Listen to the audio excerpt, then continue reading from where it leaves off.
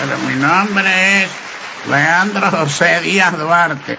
Mis padres fueron Abel Rafael Duarte y María Ignacia Díaz. Mi papá era de Atonuevo y mi mamá de Lagunita. Queda en La Guajira, que era antigua la provincia. Leandro Díaz nace 20 de febrero de 1928, así de mañanita.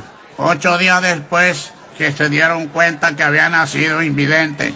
Porque antes las madres de familia a los niños los sacaban al sol, pues era a los 8 días.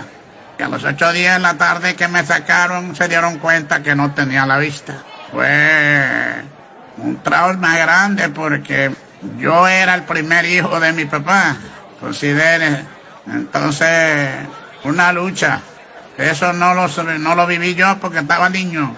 Me contaron después. Mi papá, después que yo nací, se mudó para una tierrita que le dio a un tío, llamada Los Pajales.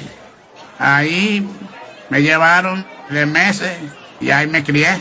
Podría usted imaginar, familia pobre, niño invidente, sufrió mucho. Leandro Díaz, su crianza fue, como decimos, fuerte, muy dura, porque yo no tenía quien me cuidara. Me di muchos golpes, nací con ese destino y ahí poquito a poco me fui formando el ideal de andar en la casa dándome golpes con lo que encontraba. De 5 años que tenía, habían unas canciones y una tía mía llamada Erótida las cantaba. Entonces yo cantaba pedacitos de esas canciones y me fui vinculando poco a poco a las canciones que cantaba la tía. Pero como todos los años íbamos a una finca que era de mi abuela, que llamaban San Esteban, a la cogida del café. Y allá oía los acordeones de José Dolores Brito, el hijo, Ismael Díaz, Julio Francisco, una serie de acordeones como de 8. Entonces ahí me fui familiarizando con la música. Casi siempre vivía cantando mis pedacitos de ranchera, como el Rancho Grande. Que allá en el Rancho Grande, allá donde vivía, había una rancherita que alegre me decía, que alegre me decía. Ese pedacito lo cantaba yo. No existía el vallenato. Se escuchaba merengue y se escuchaban puya. Una puya que llamaban el estanciero. Ese era de Francisco el Hombre. Entonces un pedacito que decía: la chencha me dijo a mí que iba a querer un estanciero, pero se quedó esperando la miel para los buñuelos. Y la gente le gustaba que yo cantara porque yo tenía gracia. Y entonces la gente me ponía a cantar. Yo me divertía con eso. Yo no tenía quien me orientara, sino cuando oía una palabra que decía sombra, me acercaba y encontraba que no me daba sol. Ya me daba cuenta que era sombra. Y así fui encontrando las palabras y los contenidos sin orientación alguna, salvo la de mi propio sentido. La sierra, el agua quedaba lejos. Me montaba en el anca de un burro y me iba a bañar. Esto era duro. Pasé mucho frío.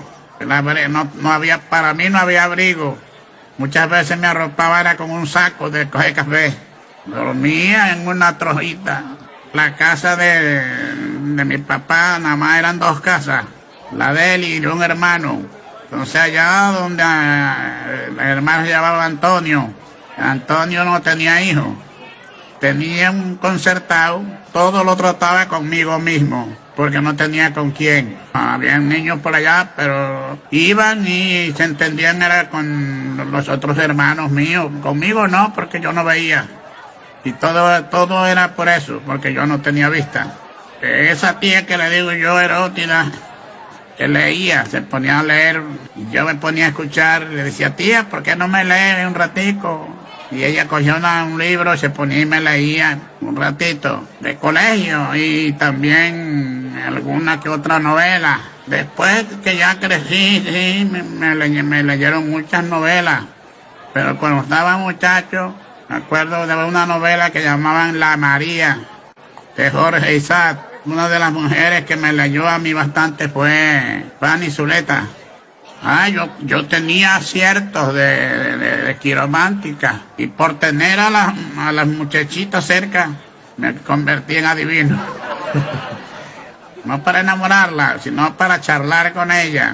No, había niños en vacaciones, como ya se sabían que yo hablaba con las muchachitas que las adivinaba, ellas llegaban, pero eso no era todos los días. ¿Y cómo se transportaba Leandro Díaz?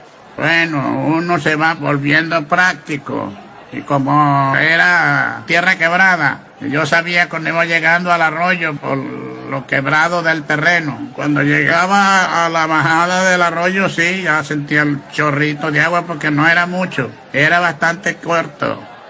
Que yo todo lo hacía a base de que Dios me ayudaba y que yo podía conseguir las cosas porque Dios me las ayudaba a conseguir. Ropita remendada, camisa remendada.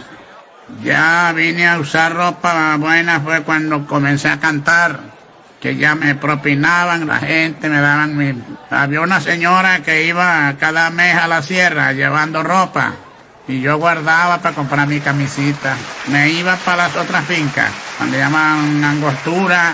Allá en Angostura era pobladito y allá había gente. Y me daban mis 50, mis 30, y así me iba recogiendo para comprar mi ropita.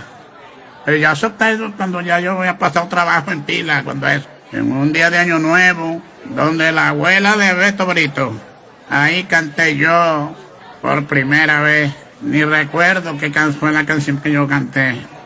Una vez en la sierra, a principios de octubre del 1948, tuve un sueño y una voz me decía: vete de aquí, ya está bueno, tu futuro no está aquí.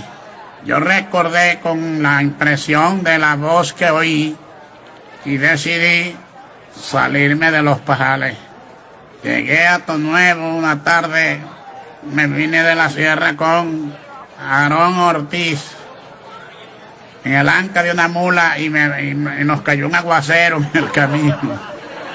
Total, llegamos y el día siguiente mi tío Chema vivía en Paraguachón y bajó a Tonuevo y me puso a cantar. El día, eso fue 4, el día 5 de octubre me invitó Marciano Ortiz, me llevó del brazo al pozo. Había una parranda de políticos y me presentó que yo cantaba. Ahí, ¿sabe a quién conocí yo ese día? A Rafael Penso, en esa parranda política. Canté 3 canciones, 4 por ahí. Ese día me llevaron en carro a la casa y fue un día diferente todo para mí. En Atonuevo había una cadena del gobierno y Josefa, una amiga mía, me dijo: Leandro, vámonos para la cadena. Allá hay un cumpleaños y allá cantar, y me fui con ella. Allá canté. La primera noche que yo llegué a Atonuevo dormí en el piso. Pero ese día de la cadena me gané 70 pesos y mandé a comprar una hamaca. Fue lo primerito que yo compré. Y me di cuenta que podía vivir de mis canciones. Entonces me entregué a cantar a capela, donde había una parrandita y llegaba yo y cantaba y me daba mis pesitos.